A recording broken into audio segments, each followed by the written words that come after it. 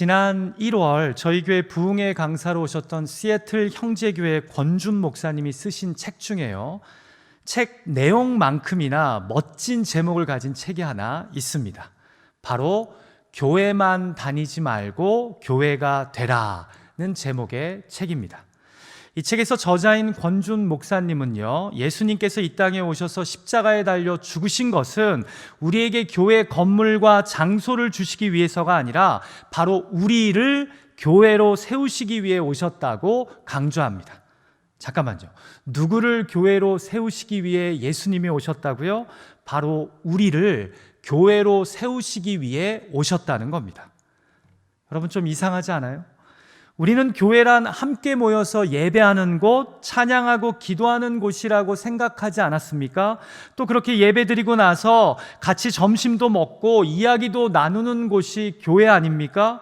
아니면 제 자녀들의 이야기처럼 아빠가 심각한 표정에 큰 목소리로 설교하는 곳이 교회 아닙니까? 여러분, 사실 여기서 우리가 흔히 이야기하는 교회란 바로 예배당을 의미합니다. 그러나 교회와 예배당은 엄연히 다릅니다.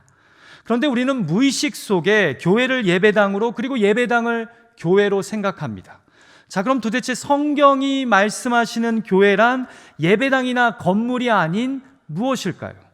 우리가 마태복음 16장을 보면요, 예수님이 제자들에게 너희는 나를 누구라 생각하느냐라고 묻습니다. 그러자 제자들 중에 수제자인 베드로가 이렇게 기막힌 믿음의 고백을 합니다.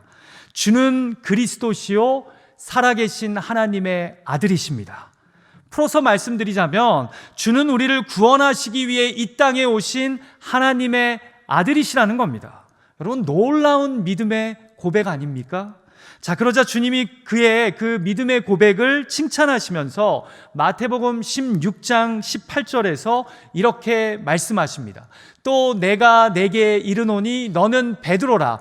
내가 이 반석 위에 내 교회를 세우리니 음부의 권세가 이기지 못하리라. 무슨 말씀입니까? 베드로야, 내가 이 반석, 곧 내가 방금 고백한 그 놀라운 믿음 위에 내 교회를 세우겠다는 겁니다. 여러분, 여기에서 로마 카톨릭과 개신교의 생각이 갈라섭니다. 로마 카톨릭은 그래서 일대 교황이 베드로라고 말합니다. 개신교는 그래서 교회란 예배당 건물이 아닌 예수님을 그리스도로, 하나님의 아들로 고백하고 믿는 자들을 의미한다고 주장합니다. 이해가 되시죠? 자, 그러니까 교회는 건물입니까? 아니면 예수를 그리스도로 믿는 우리들입니까? 당연히 후자죠. 자, 그럼에도 우리는 지난 6개월 동안 온라인 예배를 드리면서도 뭐라고 이야기하죠? 그동안 교회를 못 가고 있다라고 이야기합니다. 왜요? 아무리 온라인으로 예수를 그리스도로 고백하며 예배를 드려도 집에서 예배했지 교회에 가서 예배하지 않았기 때문입니다. 여러분, 저는 여기에 코비드-19 팬데믹이 우리에게 주는 귀한 도전이 있다고 생각합니다.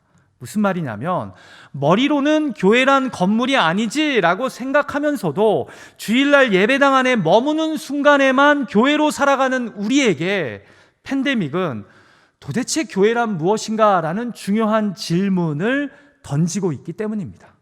사랑하는 예배자 여러분, 지난 6개월 동안 우리 토렌스엘 장로교회는 교회가 아니었나요?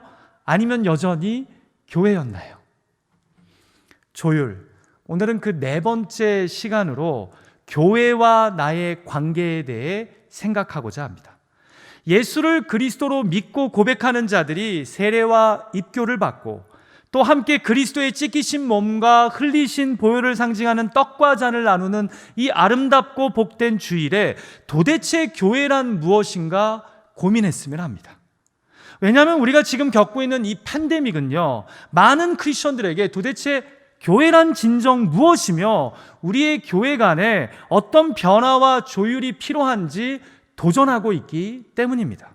그리고 저는 이러한 성경의 도전을 신약의 짧은 서신서 중에 하나인 빌레몬서에서 발견하게 됩니다. 자, 성경은 짧은 빌레몬서의 말씀을 통해 교회와 나의 관계에 어떤 변화를 요구합니까? 팬데믹을 지나며 우리는 교회와의 관계를 어떻게 조율해야 합니까? 자, 첫 번째로 우리의 가정이 교회가 되어야 합니다. 여러분, 오늘 이 편지는요, 복음을 전하다가 감옥에 갇힌 사도 바울이 골로새 교회의 리더 중 한 명인 빌레몬에게 보낸 편지입니다. 자, 그런데 편지를 보내면서 어떻게 인사합니까? 같이 본문 1절과 2절 말씀을 볼까요? 같이 읽죠. 시작. 그리스도 예수를 위하여 갇힌 자 된 바울과 및 형제 디모데는 우리의 사랑을 받는 자요 동역자인 빌레몬과 자매 아비아와 우리와 함께 병사된 아키뽀와 내 집에 있는 교회에 편지하노니. 자, 빌레몬과 자매 아비아 그리고 함께 군사된 아키뽀에게 편지를 보내면서 이들의 교회를 뭐라고 소개합니까? 내 집에 있는 교회에 편지한답니다. 흥미롭죠? 예수를 그리스도로 고백하는 자들이 지금 어디에 있는 겁니까? 집에 있는 겁니다. 그리고 이와 같은 수신자 소개로 인해 성경학자들은 아마도 빌레몬의 아내가 아비아이고 그들 사이의 아들이 아키뽀일 거라고 추측합니다. 근데 그렇게 예수를 그리스도로 믿는 자들이 집에 모여 예배하고 집에 있기 때문에 뭐라고 얘기해요? 내 집에 있는 교회에 편지한다 라고 이야기한다는 겁니다. 여러분 아시다시피 초대교회는요 다 집에서 모이는 가정교회였습니다. 도시에서 예수 믿는 사람들이 생기면 그들 중 집이 가장 넓고 안전한 멤버의 집에서 교회가 시작되었기에 신약 성경에 기록된 교회들은 거의 다 집에서 모이는 가정교회였습니다. 그런데 저는 현대 크리스천의 한 명으로서 이 부분이 마음에 깊은 감동을 줍니다. 여러분, 초대교회는 집이 교회였고 교회가 집이었습니다. 집에서 모여 함께 예배하고 집에서 서로의 안부를 묻고 눈물을 흘리며 기도하며 집에서 우리를 위해 찢기시고 흘리신 주님의 몸과 피를 함께 나눴습니다. 어디에서요? 집에서요. 여러분 한번 생각해 보세요. 집이 교회가 되어 함께 모여 예배했다는 것은요, 먼저 서로가 서로의 삶에 대해 오픈되었다는 것을 의미합니다. 아니, 오픈될 수밖에 없습니다. 여러분 예를 들어 제가 사람의 속마음을 꿰뚫어보는 투시력이 있다고 해도 주일에 한번 예배드리고 나가는 여러분의 얼굴을 보는 것보다 여러분의 집을 한번 방문하면요 여러분의 삶과 가정에 대해 더 제대로 알게 됩니다. 집안의 분위기라는 것이 있고요, 또 집안에는 살고 있는 가족의 숨결과 역사가 담겨 있기 때문입니다.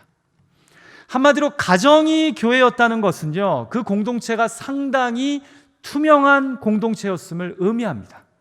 우리가 일주일에 한 번 교회 건물에 와 예배할 때는 각자의 문제나 가정의 아픔을 감추거나 위장할 수 있어도 집에 있는 가족들에게는 감출 수 없는 것처럼 말입니다. 그러니까 초대교회는요, 그리스도 안에서 솔직하게 오픈되어 있었던 공동체였던 것입니다. 더불어 여러분, 이들의 가정이 교회였다는 것은요, 자녀들의 신앙 교육을 부모와 다른 영적 가족들이 함께 책임졌다는 의미입니다. 여기 계신 분들 중에 적지 않은 부모님들이요, 지난 몇 주 동안 온라인 학교 수업으로 인해 만만치 않은 시간을 보내셨을 겁니다. 컴퓨터 셋업부터 아이들이 수업을 잘 들을 수 있게 옆에서 신경 써줘야 되고 또 거기다가 온라인 숙제까지 챙겨줘야 합니다. 이전보다 참 많이 힘들어졌죠. 그런데요, 더불어 곰곰이 생각해 보면 그동안 자녀들의 공부에 있어 우리가 그 책임을 학교 쪽에 참 많이 떠넘겼구나 하는 생각을 하시는 분들도 있을 것입니다. 처음에 정말 많이 힘들었지만 해보니까 내가 자녀들의 교육에 좀 더 신경을 써야겠다는 깨달음을 가지신 분도 있으실 겁니다. 그런데 여러분, 저는 자녀들의 신앙교육에 있어서도 동일한 생각을 합니다. 솔직히 그동안 우리 집이 교회라는 생각보다 건물이 교회라는 생각 때문에 자녀들의 신앙교육을 그냥 교회에 맡기시지는 않으셨나요? 여러분 생각해 보십시오.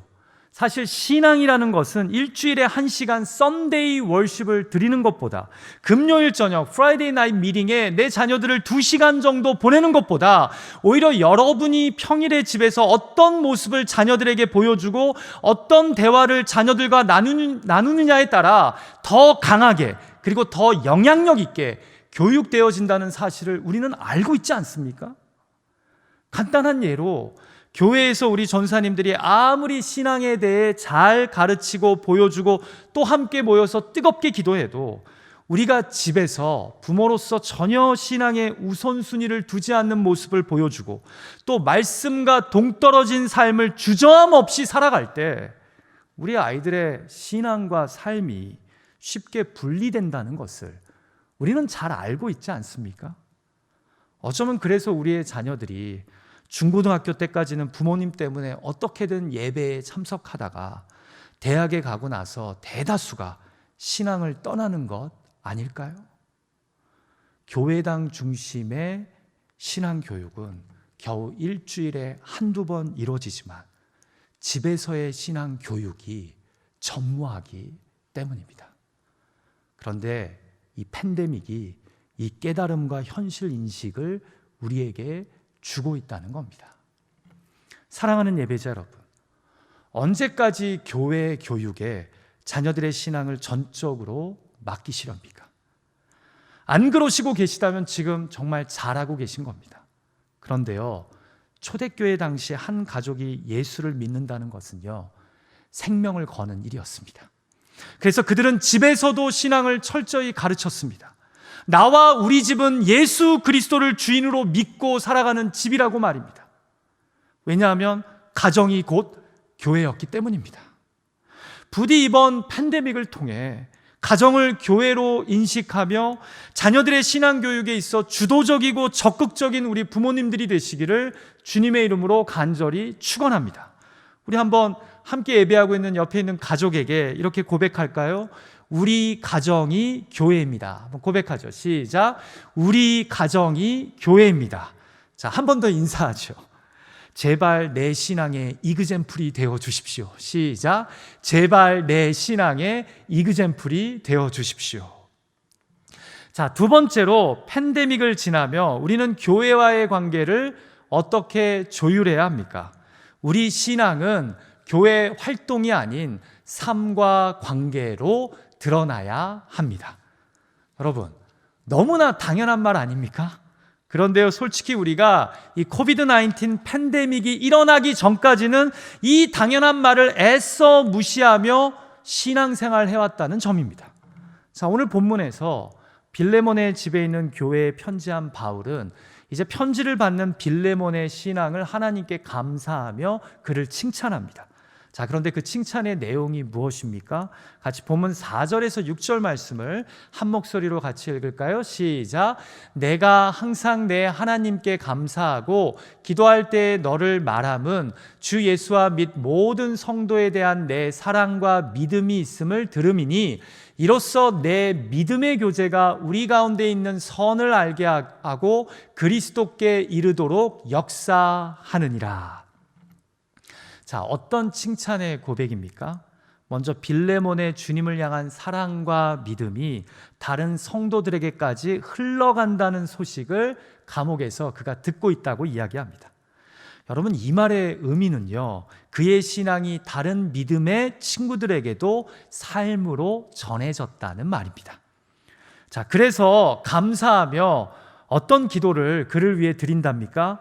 이로써 내 믿음의 이런 관계들이 우리 가운데 있는 선을 알게 함으로 결국 불신자들까지 그리스도께로 인도함 받기를 기도하고 있답니다. 여러분, 이 말의 의미는요, 빌레몬의 주님을 향한 사랑과 믿음이 그의 선한 삶을 통해, 관계를 통해 다른 사람들에게도 드러났다는 겁니다. 그래서 그와 관계를 좀 가지면요, 사람들이 하나같이 우리 가운데 있는 선, 곧 신앙의 아름다운 모습을 발견하게 되고 결국 이를 통해 그리스도께 이르도록 역사한다는 겁니다. 사랑하는 예배자 여러분, 이 얼마나 귀한 칭찬입니까? 여러분, 솔직히 우리가 어떤 사람의 신앙을 칭찬할 때요, 사실 그 칭찬이 교회 안에서의 활동에 국한될 때가 얼마나 많습니까? 교회에서 열심히 봉사하고, 교회가 주관하는 단기 선교에 열심히 참여하고, 교회에서 진행하는 성경 공부나 셀 모임, 살림 모임에 열심히 참석하면 우리는 그 사람의 신앙이 좋다고 생각합니다. 아니, 심지어 어떤 교회에서는 그냥 교회 일만 열심히 해도 믿음이 좋다고 이야기하곤 합니다. 자, 그런데요, 이 팬데믹이 그동안 우리 신앙의 수준을 보여주고 증명해 준다고 생각했던 교회 활동들을 다 막아버리지 않았습니까? 무슨 말입니까?